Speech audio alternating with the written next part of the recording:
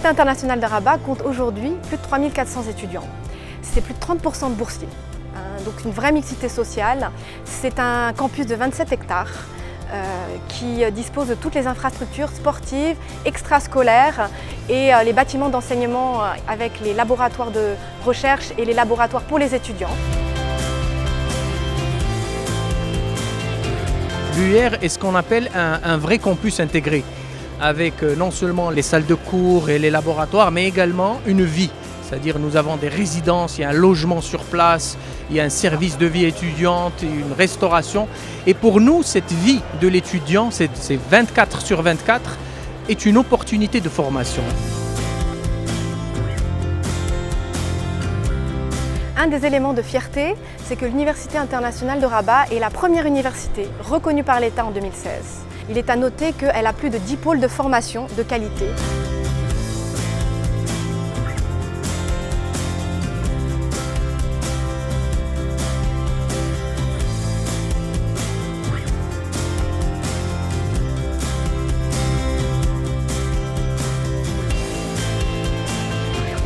L'Université internationale qui a été initiée en 2005 avec un objectif, c'est d'offrir à des jeunes issus du milieu modeste de la rive sud donc une formation d'excellence et en leur donnant aussi le double diplôme, c'est-à-dire un diplôme d'un pays occidental, notamment au démarrage, c'était avec les universités françaises.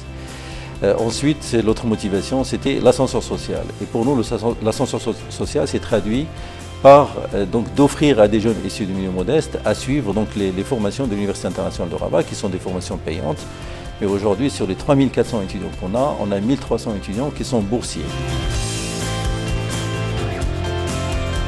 Nous avons également une très grande palette de conventions internationales de mobilité étudiante avec un très grand nombre d'universités dans le monde entier.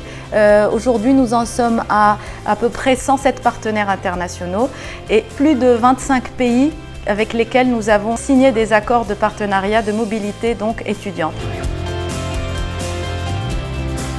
Pour réussir ce projet, il fallait mobiliser la diaspora marocaine, c'est ce qu'on a réussi à faire aujourd'hui parce qu'on a 80 chercheurs et enseignants-chercheurs permanents de l'université qui sont des Marocains qui sont rentrés de l'étranger, de grandes universités comme McGill, l'Université de Leeds, George Mason et d'autres universités, UCLA et d'autres universités prestigieuses, ainsi que des universités françaises bien sûr. On a également des collègues qui sont américains, français. En tout cas, il y a aujourd'hui un vrai corps professoral dont une majorité sont issus de la diaspora. Aujourd'hui, l'Université internationale de Rabat se distingue par sa position de leader en matière de dépôt de brevets au niveau national, mais également au niveau africain. Elle a totalisé aujourd'hui plus de 240 brevets, dont une quarantaine au niveau international. Nous avons eu pour cela une reconnaissance au niveau national à travers le prix de l'innovation qui a été remis par le chef du gouvernement, mais également par le prix de l'innovation technologique qui a été octroyé l'an dernier par le ministère de l'Industrie. Nous avons également pu obtenir le prix de la compétitivité université-entreprise qui dénote de l'ouverture de l'université sur son milieu économique et industriel.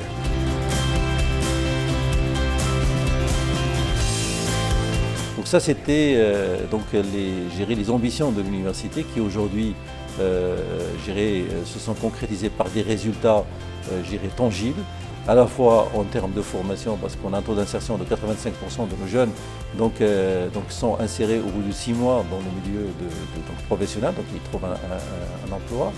On a réussi donc à aller sur des formations de pointe et relativement, difficiles, telles que l'aéronautique ou l'aérospatiale, l'automobile, les énergies renouvelables. D'ailleurs, on a créé les premières écoles dans ces domaines-là au Maroc, dont certaines sont anglophones à 100% et avec une double diplomation avec des universités américaines comme Georgia Tech et Mississippi State University.